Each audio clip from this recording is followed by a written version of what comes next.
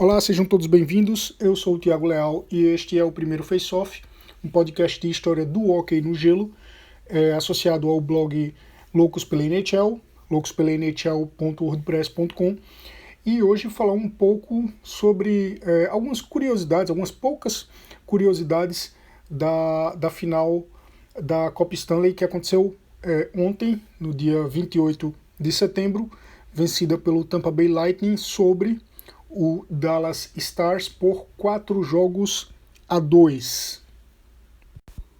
É esquisito você ver a arena vazia, a Copa Stanley ser decidida numa arena vazia, sem torcida. Tudo bem que se a gente tivesse em outros tempos, tivesse com torcida, o Tampa teria ganho o mando de jogo desse jogo 6. Seria em Dallas, o mando de gelo do jogo 6 seria do Dallas Stars. Então o Tampa teria ganho a Copa em Dallas. Possivelmente a torcida seria bem fria, teria torcida do Tampa Bay também, claro, mas a maioria seria a torcida do Dallas Stars, e seria uma torcida bem fria, aplaudiria, mas ficaria ali descontente com o resultado, naturalmente. Só que mesmo assim o clima é outro. E, claro, falta também a grande vaia que o Gary Bettman receberia, independentemente da torcida que tivesse na arena. Claro que todos os esportes estão passando por isso, por motivos de força maior. Não foi só na final da Stanley Cup que a gente viveu isso durante o fim conturbado da temporada regular e os playoffs, nessa coisa de bolha, etc. Normal, mas eu acho que fica o estranhamento de qualquer forma, é esquisito. Eu espero que a gente não passe por isso novamente, e é curioso que só em 2 ocasiões a Copa Stanley não foi entregue. Uma foi em 2005, por causa do lockout da temporada 2004-2005, e a outra foi em 1919, por causa de pandemia.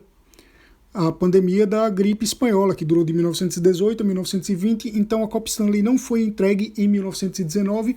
É curioso que 100 anos depois, praticamente 101 anos depois, na verdade, isso se repita, só que dessa vez, felizmente, a gente teve Copa Stanley sendo entregue. Então, parabéns ao Tampa Bay Lightning e parabéns a todos os torcedores brasileiros do Tampa Bay Lightning. Eu sei que vocês não entram no rink, mas eu tenho certeza que ali diante da TV ou diante da tela de computador, vocês sentiam que tá mandando energia positiva para o time, contou de alguma forma com a conquista, então sintam-se campeões também. Vocês merecem ou não, talvez não mereçam, mas enfim, estou aqui fazendo esse agrado. Beleza? Dando essa moral para vocês. Para começo, a tarefa do Dallas era bem inglória, porque jogos 7 em final de Copa Stanley são raros. Apenas 17 vezes a final foi para o jogo 7. Em tantos anos que a gente tem na história secular da Copa Stanley, apenas 17 vezes a final foi para o jogo 7. Até andou acontecendo com alguma frequência agora no século atual, inclusive a última delas em 2019, quando o St. Louis Blues levou para o jogo 7 com o Boston Bruins e foi campeão. Mas tendo acontecido apenas 17 vezes, se vê que a estatística não estava exatamente do lado do Dallas Stars. Claro que a estatística não entra bem no rink, só no psicológico dos jogadores. Eu acredito piamente que no calor do jogo, um jogador não vai ficar pensando em estatística. Não vai ficar naquela de, a gente tem que quebrar esse tabu aqui, etc. Ainda mais com a ocasião que aconteceu no ano passado. Mas é só uma curiosidade estatística que eu estou dando aqui. Enquanto, em contrapartida, jogo 6, a Copa ser decidida no jogo 6 é muito mais comum. Nessa última década que passou, de 2010 a 2019, em 10 finais que a gente teve, 6 foram decididas no jogo 6. Então, por mais que não entre no rink, não chute a gol, não defenda discos, a estatística estava do lado do Lightning e, no fim das contas, o Lightning foi campeão. É só uma curiosidade numérica.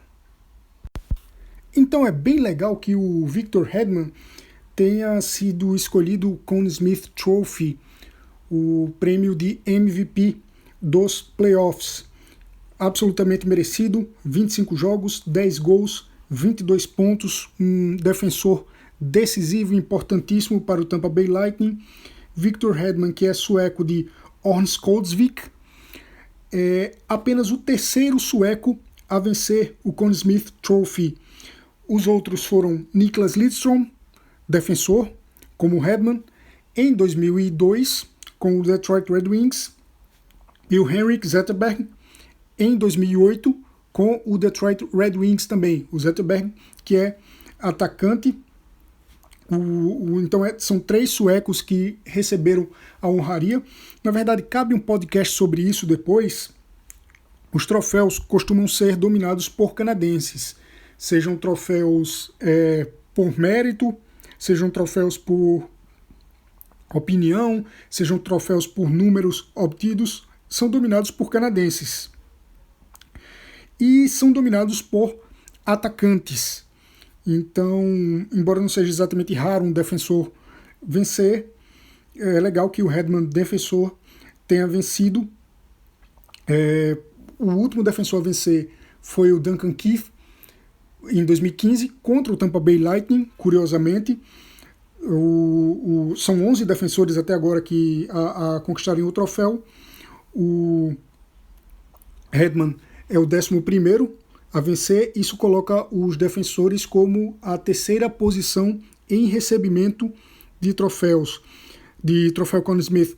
O primeiro lugar é dos centrais, com 19, o segundo lugar dos goleiros, com 16, o terceiro lugar dos defensores, com 11, e aí vem ponta direita, right wing, com 7, e ponta esquerda, left wing, com 2 apenas, tendo o último sido o Alexander Ovechkin, em 2018. Só que se a gente somar todos os atacantes, se não dividir os atacantes em categoria, são 28 atacantes, 16 goleiros, e aí defensores ficam em último lugar, com 11. Num próximo podcast eu abordo essa questão da nacionalidade, porque isso é interessante, principalmente agora com o Leon Draisaitl, o primeiro alemão a vencer o Hart de MVP da temporada regular. Bem legal esse prêmio para o Draisaitl, e eu acho que vale a pena fazer um podcast sobre isso, falando sobre sobre como os jogadores canadenses eles dominam esses prêmios individuais. Muito legal também o goleiro do Tampa Bay, o Andrei Vasilevskiy, vencer a Copa Stanley com um shutout no jogo decisivo, venceu por 2-0. Curiosamente, é o primeiro shutout de playoffs do Vasilevskiy, e foi logo num jogo tão especial, que é o da conquista da Copa. Não é todo dia que o goleiro fecha o gol no jogo decisivo. Então, é um recorde muito legal também aí do Vasilevskiy, que acontece de vez em quando. Eu acho que o último deles foi o Matt Murray pelos Penguins, não tenho certeza, mas eu acho que foi isso. Mas enfim, bem legal. Parabéns pro Vasilevskiy. Agora uma discussão que ela talvez seja muito mais do ponto de vista moral, embora tenha questões desportivas também relevantes e todas elas devidamente cumpridas, que é o Stamkos entrar no rink e levantar a Copa como capitão do Tampa Bay Lightning. Eu vi muito meme, muita piada com isso. O que eu achei mais legal era um que dizia: quando você não faz nada e mesmo assim, quando você não faz nada no trabalho de equipe e mesmo assim tem o seu nome colocado. A equipe da escola, quando você não faz nada e mesmo assim tem o seu nome no trabalho. Eu achei muito engraçado. Enquanto é só um meme, beleza. Mas eu vi algumas pessoas comentando isso a sério, dizendo: pô, nada a ver, o Stamkos entrar como capitão para levantar a Copa. Enfim, a questão da Copa Stanley, há critérios para que um jogador seja considerado campeão e tenha seu nome gravado na Copa, eternizado ali, imortalizado na Copa Stanley. Tem alguns critérios para isso, que são basicamente jogar pelo menos metade da temporada, ou seja, 41 jogos, e esse critério o Stamkos cumpre, ou jogar pelo menos um jogo da finalíssima, da decisão da Copa Stanley. O Stamkos também cumpre com esse critério, inclusive marcou gol. Às vezes, nem sempre o jogador precisa cumprir com todos esses critérios para ter seu nome gravado na Copa. há ocasiões especiais em que o time faz um pedido formal, explica por que a NHL julga o mérito e decide se vai colocar o nome do cara na Copa. A história mais bonita envolvendo isso aí, sem dúvida, é a de Vladimir Konstantinov, defensor do Detroit Red Wings, em 1998. Ele não jogou e mesmo assim teve o nome colocado na Copa. Não vou entrar em maiores detalhes, porque isso cabe um podcast a respeito, sem dúvida é uma história muito bonita. Na verdade, cabe vários podcasts sobre os Wings dessa fase, de 1997, de 1998, e sobre a questão do Konstantinov, mas vocês podem procurar vídeos disso no YouTube que vocês vão encontrar, são vídeos muito bonitos, é uma história muito bonita. O Detroit Red Wings merece eternamente parabéns por ter cumprido com esse papel de entrega e de dedicação a um jogador.